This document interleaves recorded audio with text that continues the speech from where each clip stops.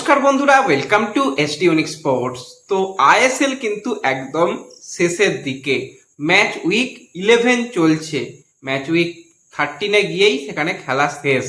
তো শেষের দিকে একদম আইএসএল এসে গেছে। এই ভিডিওতে মূলত আমরা আলোচনা করব এই বছর আইএসএল চ্যাম্পিয়ন কারা হবে। এবছর তো আর কোনো রকম ভাবে কাপ চ্যাম্পিয়ন আলাদা করে খেলা হবে না, যারা লিগ চ্যাম্পিয়ন হবে তারাই কিন্তু এই বছরের চ্যাম্পিয়ন হিসাবে ধরা হবে। তো সেখানে মোহনবাগান ইস্টবেঙ্গল কি চ্যাম্পিয়নশিপের রাউন্ডে রয়েছে যেরকম, সেরকম বাদবাকি আর কারা চ্যাম্পিয়নশিপ রাউন্ডে রয়েছে, এই বছর আমরা কোন দলকে চ্যাম্পিয়ন হিসাবে দেখতে পাবো, সমস্তটা নিয়েই আলোচনা রয়েছে এই ভিডিওতে। ইন্টারেস্টিং ভিডিও হবে, শুরু থেকে শেষ পর্যন্ত দেখো। ভিডিও ভালো লাগলে সকলে একটু লাইক শেয়ার করে দিও, আর যারা চ্যানেলে প্রথমবারের জন্য এসেছো মনে করে চ্যানেলটাকে সাবস্ক্রাইব করে নিও, তাহলে প্রিয় দলের খেলার সমস্ত আপডেট তোমরা এখানে পেয়ে যাবে। তো এই মুহূর্তে যদি আমরা আইএসএল এর পয়েন্ট টেবিলের দিকে তাকাই, সেখানে কিন্তু পয়েন্ট টেবিলের টপ পজিশনে রয়েছে মোহনবাগান সুপার জায়েন্ট। তারা কিন্তু এখনো পর্যন্ত 9টা ম্যাচ খেলেছে এবং 9 ম্যাচে তাদের কিন্তু পয়েন্ট সংখ্যা সর্বাধিক অন্যান্য দলেদের থেকে কিন্তু লিড বাড়িয়ে রেখেছে। তো মোহনবাগানে যদি আমরা পয়েন্ট টেবিলের দিকে তাকাই, মোহনবাগান কিন্তু রয়েছে এই মুহূর্তে 20 পয়েন্ট নিয়ে 9 ম্যাচে। তো সেক্ষেত্রে মোহনবাগান কিন্তু বাকিদের থেকে এগিয়ে রয়েছে। 2 নম্বর পজিশনে এফসি গোয়া, 3 নম্বর পজিশনে মুম্বাই সিটি এফসি এবং 4 নম্বর পজিশনে ইস্টবেঙ্গল রয়েছে। তো সেক্ষেত্রে যদি আমরা কথা বলি ইস্টবেঙ্গলের দিক থেকেই, যে এই টপ 4টে দলের মধ্যে কি ইস্টবেঙ্গল এই বছর চ্যাম্পিয়ন হতে পারবে, যেখানে উপরের দিকে মোহনবাগান রয়েছে, তারা অলরেডি অনেক বছরই পরপর চ্যাম্পিয়ন হয়েছে, ব্যাক টু ব্যাক তারা চ্যাম্পিয়ন হয়েছে। তো এবছর কি তারা হ্যাট্রিক করবে নাকি ইস্টবেঙ্গল চ্যাম্পিয়ন হবে, অনেকের মনে প্রশ্ন।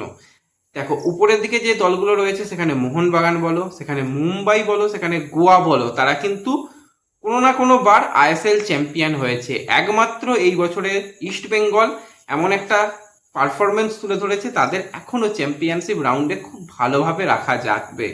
কারণ ইস্টবেঙ্গলের বাদ বাকি যে ম্যাচগুলো রয়েছে, প্রত্যেকটা ম্যাচ যদি ইস্টবেঙ্গল জিতে যায়, তো সেক্ষেত্রে হাসতে হাসতে ইস্টবেঙ্গল চ্যাম্পিয়ন হয়ে যাবে। বা বাদ বাকি যদি মোহনবাগানও যদি সবকটা ম্যাচ জিতে যায়, সেক্ষেত্রে মোহনবাগানও চ্যাম্পিয়ন হয়ে যাবে। মুম্বাইও যদি সবকটা ম্যাচ জিতে যায়, মুম্বাইও চ্যাম্পিয়ন হয়ে যাবে। গোয়াও যদি সবকটা ম্যাচ জিতে যায়, গোয়াও কিন্তু এখান থেকে চ্যাম্পিয়ন হয়ে যাবে। তো কাদের কি কি রকম ম্যাচ রয়েছে, সেখান থেকে কারা সর্বাধিক পয়েন্ট পর্যন্ত পৌঁছাতে পারবে, আমরা যদি সেই লিস্টের দিকে তাকাই, প্রথমেই আমরা কথা বলবো একদম উপরের থেকে, অর্থাৎ মোহনবাগানের কথা। তো মোহনবাগানের কিন্তু এই মুহূর্তে তারা 9 ম্যাচে 20 পয়েন্টে রয়েছে। তো মোহনবাগানের যে বাকি 4টি ম্যাচ রয়েছে কাদের বিরুদ্ধে, সেটা সবার প্রথমে আমরা যদি তাকাই, সেখানে মোহনবাগান কিন্তু তাদের যে পরবর্তী 4টে ম্যাচ খেলবে, সেখানে এফসি গোয়ার সঙ্গে 9ই মে খেলা রয়েছে, 12ই মে খেলা রয়েছে ইন্টার কাশির সঙ্গে, এবং 17ই মে রয়েছে ডার্বি, এবং তারপর লাস্ট ম্যাচ রয়েছে স্পোর্টিং ক্লাব দিল্লির সঙ্গে। সেই ম্যাচের দিন এখনো ঘোষণা হয়নি। তার মানে মোহনবাগানের কাছে বাকি রয়েছে আর 4টে ম্যাচ। 4টে ম্যাচের মধ্যে একটা গোয়া ম্যাচ, সেটা কঠিন ম্যাচ হবে, একটা ডার্বি ম্যাচ, সেটা কিন্তু কঠিন ম্যাচ হবে, এবং বাদ বাকি যে 2টি ম্যাচ বাকি রয়েছে, অর্থাৎ ইন্টারকাশি ম্যাচ এবং স্পোর্টিং ক্লাব দিল্লি ম্যাচ, সেই দুটো ম্যাচ তুলনামূলক এই যে প্রতিপক্ষদের থেকে সহজ। তো সেক্ষেত্রে মোহনবাগান যদি যে দুটো সহজ ম্যাচ থেকে 6টা পয়েন্ট আনে এবং এই দুটো ম্যাচ থেকে যদি সর্বাধিক পয়েন্ট নিয়ে আসতে পারে, যদি সব ম্যাচই জিতে যায়, তো মোহনবাগান ডেফিনেটলি চ্যাম্পিয়ন হয়ে যাবে। যদি গোয়া ম্যাচে পয়েন্ট নষ্ট বা ইন্টারকাশি বা ডার্বি ম্যাচে পয়েন্ট নষ্ট করে, বাকিদের সামনে সুযোগ থাকবে। তো মোহনবাগানের কাছে এই মুহূর্তে রয়েছে 20 পয়েন্ট, 9 ম্যাচে 20 পয়েন্টে তারা রয়েছে, এবং ম্যাচ বাকি রয়েছে 4টে। তো সেক্ষেত্রে মোহনবাগান কিন্তু সর্বাধিক যেটা হতে পারে সেটা হচ্ছে 32 পয়েন্ট পর্যন্ত পৌঁছাতে পারে। যদি 4টে ম্যাচে 4টেই মোহনবাগান জিতে যায়, তো 32 পয়েন্টে গেলে সেখানে বাদ বাকিদের পক্ষে ধরা মোহনবাগানকে সম্ভব নয়।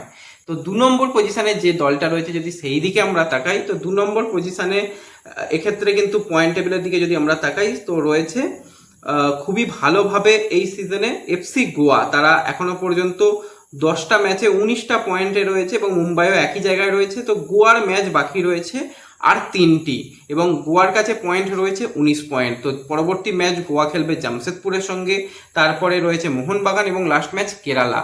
তো গোয়াও যদি এখান থেকে পুরো 3টে ম্যাচে 9টা পয়েন্ট পায়, তো গোয়া কিন্তু সেক্ষেত্রে একটা ভালো পজিশনে চলে যাবে।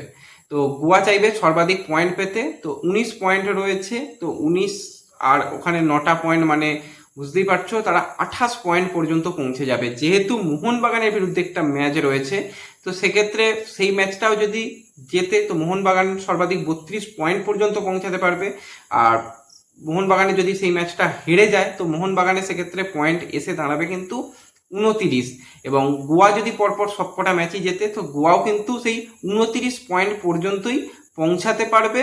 তো 29 পয়েন্টে পৌঁছালে সেক্ষেত্রে গোল ডিফারেন্স দেখা হবে। গোল ডিফারেন্স যদি গোয়ার বেটার থাকে তো গোয়াকে কিন্তু চ্যাম্পিয়ন হিসাবে ধরা হবে। যদি মোহনবাগানকে গোয়া হারিয়ে দেয় তো তাহলে আর কিছু করার নেই। আর যদি গোয়া মোহনবাগানকে হারিয়ে দেয় তো সেক্ষেত্রে এরকমটা 29 পয়েন্ট পর্যন্ত এই এফসি গোয়াও পৌঁছাতে পারে।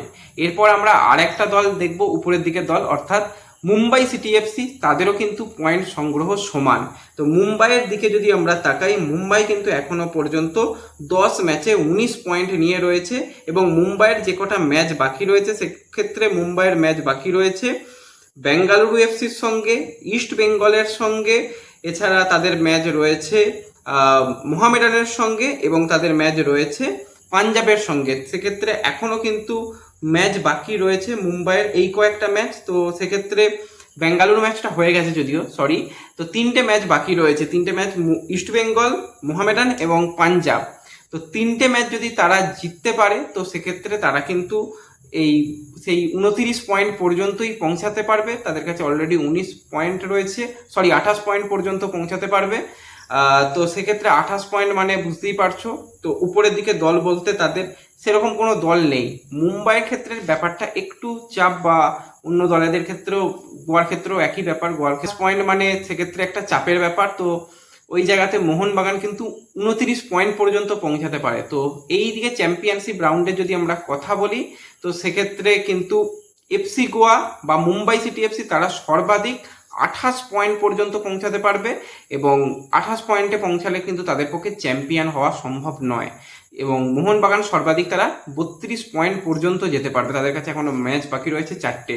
তো মোহনবাগান কিন্তু এই 3টে দলের থেকে এগিয়ে রয়েছে। যদি গোয়া হারিয়ে দেয় তো সেক্ষেত্রে 29 পয়েন্ট পর্যন্ত মোহনবাগান পৌঁছাতে পারবে, যেটা গোয়া বা মুম্বাই থেকে কিন্তু পয়েন্ট বেশি। তার মানে বুঝতেই পারছো যে গোয়ারও যা পয়েন্ট, মুম্বাইয়েরও তাই পয়েন্ট। গোয়ার মোহনবাগানের সঙ্গে ম্যাচ রয়েছে, তো সেক্ষেত্রে মোহনবাগানকে হারিয়ে দিলে গোয়া 28 পয়েন্ট পর্যন্ত পৌঁছাবে। মোহনবাগান তাও কিন্তু যদি শুধু গোয়া ম্যাচ হেরে যায় সেক্ষেত্রে 29 পয়েন্ট পর্যন্ত পৌঁছাবে। সেক্ষেত্রে মোহনবাগান কিন্তু এগিয়ে থাকবে। এবার এই লিস্টে 4 নম্বর পজিশনে রয়েছে ইস্ট বেঙ্গল। ইস্ট বেঙ্গল কিন্তু এখনো পর্যন্ত তারা ম্যাচ খেলেছে, 9টা পয়েন্ট এসেছে তাদের 18টা। এবং তাদের ম্যাচ ইস্ট বেঙ্গলের বাকি রয়েছে কিন্তু এখনো 4টি। তো 4টি ম্যাচের মধ্যে ইস্ট বেঙ্গল যদি 4টি ম্যাচও জিতে যায় তাহলে ইস্ট বেঙ্গলের পয়েন্ট সংগ্রহ সেক্ষেত্রে হয়ে দাঁড়াবে 30 পয়েন্ট। তো সেক্ষেত্রে অলরেডি 12 রয়েছে, 18 রয়েছে, আরও 12 এলে সেখানে 30 পয়েন্ট পর্যন্ত ইস্টবেঙ্গল পৌঁছাবে। এবং 30 পয়েন্টে পৌঁছানো মানে মোহনবাগান যদি গোয়াকেও হারিয়ে দেয়, ডার্বি ম্যাচ যদি হেরে যায় সেক্ষেত্রে মোহনবাগান 29 পয়েন্ট পর্যন্ত থাকবে। ইস্টবেঙ্গল সর্বাধিক 30 পয়েন্ট পর্যন্ত যাওয়ার মতন দল রয়েছে। কিন্তু ইস্টবেঙ্গলের সামনে ম্যাচ রয়েছে মুম্বাই ম্যাচ, ইস্টবেঙ্গলের সামনে ম্যাচ রয়েছে মোহনবাগান ম্যাচ, ইস্ট বেঙ্গলের সামনে ম্যাচ রয়েছে পাঞ্জাব ম্যাচ এবং ইন্টারকাশি ম্যাচ। তো 4টি ম্যাচ রয়েছে, 3টি ম্যাচ অত্যন্ত কঠিন। কিন্তু চ্যাম্পিয়ন হতে গেলে তো কঠিন ম্যাচ জিতেই চ্যাম্পিয়ন হতে হবে। যেখানে মোহনবাগান সর্বাধিক 32 পয়েন্ট পর্যন্ত যেতে পারবে। যদি তারা ডার্বি ম্যাচে মোহনবাগানকে হারাতে পারে তো সেক্ষেত্রে মোহনবাগানের পয়েন্ট এসে দাঁড়াবে কিন্তু 29। এবং ইস্ট বেঙ্গল যদি 12 পয়েন্ট এখান থেকে নিয়ে যেতে পারে সেক্ষেত্রে ইস্ট বেঙ্গলের পয়েন্ট গিয়ে দাঁড়াবে 30 পয়েন্ট, মানে সেক্ষেত্রে সবার থেকে এগিয়ে ইস্ট বেঙ্গল চ্যাম্পিয়ন হতে পারবে। তো এই রেসের মধ্যে যদি আমরা তাকাই, এখন চ্যাম্পিয়নশিপ রেসের মধ্যে কিন্তু সব থেকে ভালোভাবে যেই দুটি দল রয়েছে তার মধ্যে একটি দল হচ্ছে মোহনবাগান, যারা সর্বাধিক 32 পয়েন্ট পর্যন্ত পৌঁছাতে পারবে। এবং গোয়া বা মুম্বাইয়ের দিকে যদি আমরা তাকাই তারা সর্বাধিক 28 পয়েন্ট পর্যন্ত যেতে পারবে। এবং ইস্ট বেঙ্গল 30 পয়েন্ট পর্যন্ত যেতে পারবে যদি সব ম্যাচ জেতে। তো এখনো তো কিছু বলা যাবে না, খেলায় যে কোনো দিন যে কোনো রেজাল্ট হতে পারে। তো সেক্ষেত্রে এই মুহূর্তে যদি পরিসংখ্যানের দিকে তাকাও তো সেক্ষেত্রে মোহনবাগান এবং ইস্ট বেঙ্গল তারাই কিন্তু উপরের দিকে রয়েছে। তাদের মধ্যে যে কোনো একটা দলের চ্যাম্পিয়ন হওয়ার সম্ভাবনা সব থেকে বেশি। তো দেখা যাক প্রথমবারের জন্য ইস্ট বেঙ্গল তারা চ্যাম্পিয়ন হতে পারে কি মোহনবাগান নাকি একদম হ্যাট্রিক হয়ে যায়, এমনিতেই তারা ব্যাক টু ব্যাক চ্যাম্পিয়ন হয়েছে, তারা জয়ের হ্যাট্রিক করতে চাইবে। তো সেক্ষেত্রে লড়াই তো সামনের দিকে বেশ ভালোই হবে। প্রত্যেকটা ম্যাচ মোহনবাগান বা ইস্টবেঙ্গল যেগুলো হোম ম্যাচ পাবে, পারলে টিমকে গিয়ে তোমরা সাপোর্ট করো, তাহলে কিন্তু ট্রফি কলকাতাতেই আসবে, সেটুকু বলাই যায়। তো পুরো আলোচনাটা করলাম, মাঝখানে একটা ভুল ত্রুটি হয়ে গিয়েছিল ওই 29-28 ব্যাপারটা।